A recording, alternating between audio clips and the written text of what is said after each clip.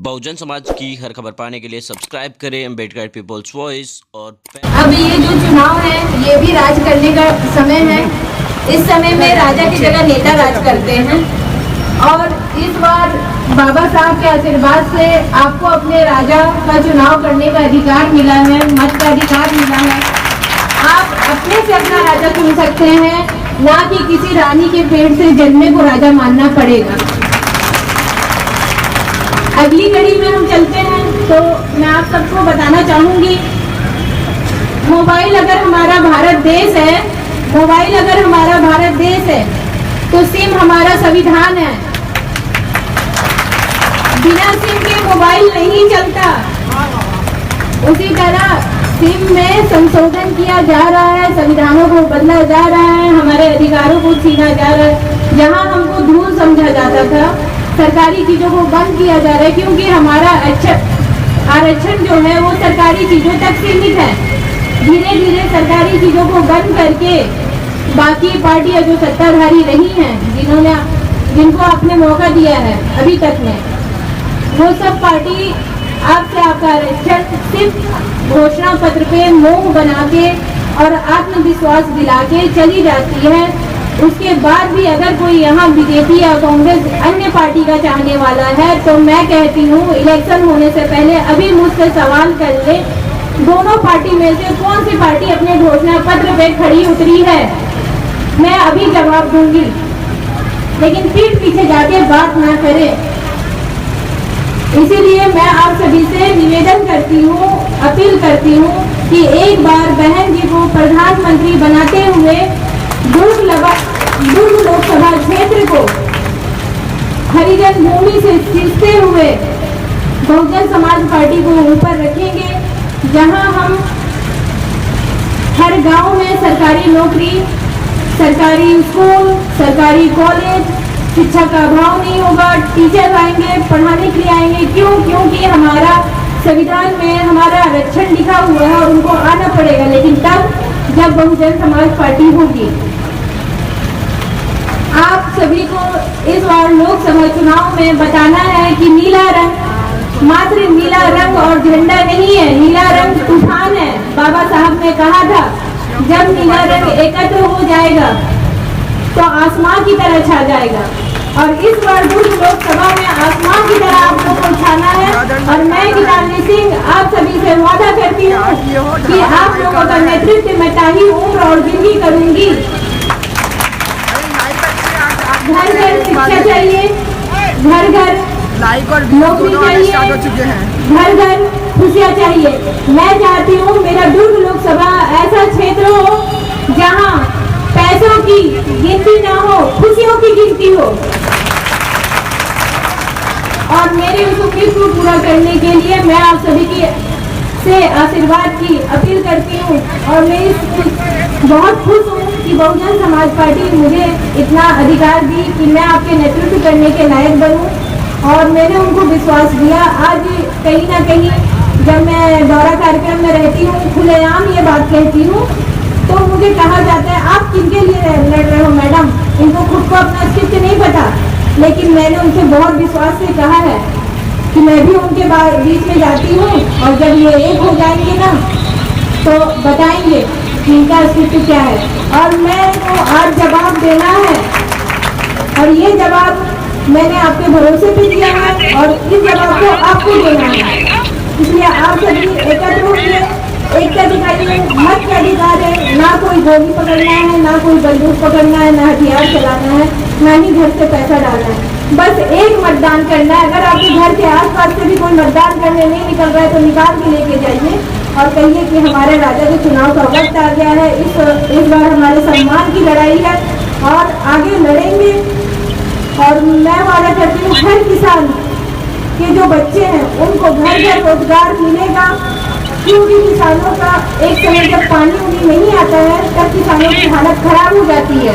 उस समय अगर उनके बच्चे रोजगार रहेंगे तो उनकी घर की हालत संभाली जा सकती है। इसलिए मैं कर्ज माफी नहीं कहूँगी, कोई दान नहीं कहूँगी, लेकिन मैं किसानों के बच्चों का रोजगार सुनिश्चित करती हूँ।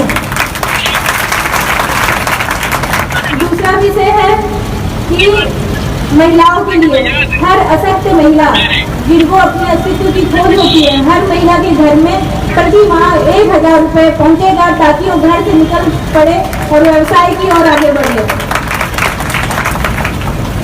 तीसरा, पत्रकार राजनीति के जो पूरी जिंदगी देते हैं नेता के नेतृत्व करने में और आप लोगों की जनता की बात को सामने रखने के लिए, उनके लिए मैं आवाज निश्चित करती हूँ।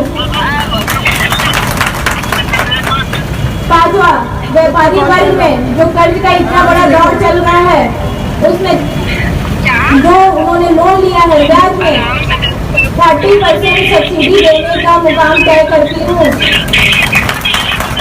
और ये वादे किन्नर समाज के लिए, जिन किन्नर समाज को समाज में रहने का दुख होता है, लेकिन बाबा साहब ने कहा कि मुझे समतापूर्वक समाज चाहिए।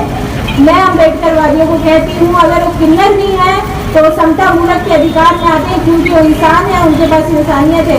इसलिए उनको सम्मानजनक भवन का निर्माण होगा ताकि वो अपने समाज के साथ वहाँ रह सके, उनको भी अधिकार है।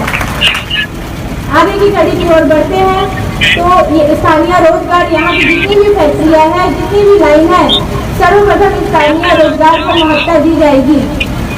लेकिन बहुजन समाज पार्टी के आने के बाद, ये नहीं कह रही कि ये पार्टी केंद्र में आएगी तब दी जाएगी। अगर मैं यहाँ से संसद भी चुनी जाती हूँ तो मेरे सारे वादे पूरे किए जाएंगे।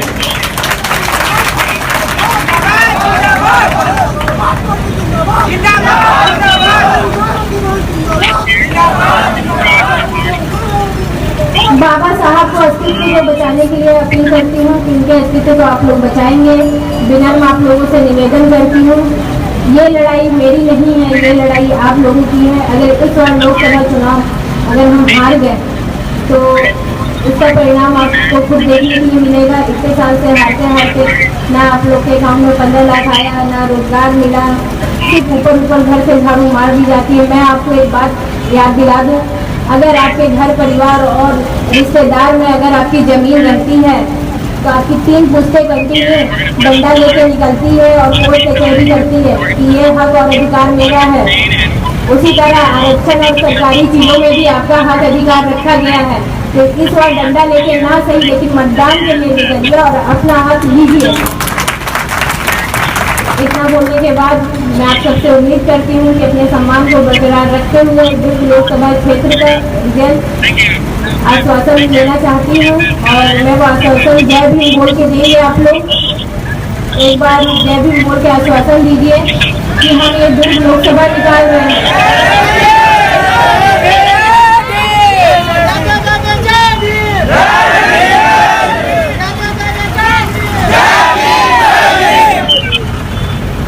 धन्यवाद, बहुत अच्छा लगा।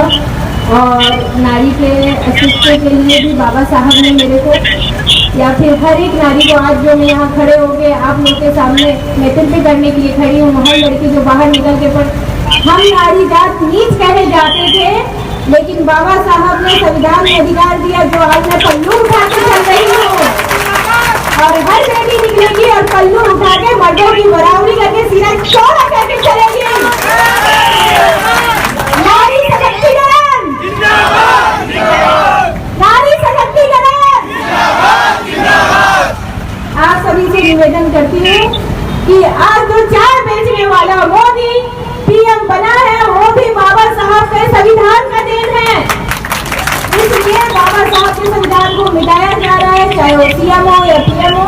संविधान बचाओ, घर बचाओ और अपना अस्तित्व बचाओ। आप सभी से इतनी अपील करने के बाद मैं आप सभी को फिर निवेदन करूंगी कि जागरूकता की तरफ बढ़े। और मैं आप सबसे वादा करती हूँ एक कदम हाथ उठाए पूरा छत्तीसगढ़ बहुजन समाज पार्टी से अगले चुनाव में हर एक प्रत्याशी हर वार्ड से खड़े होगा।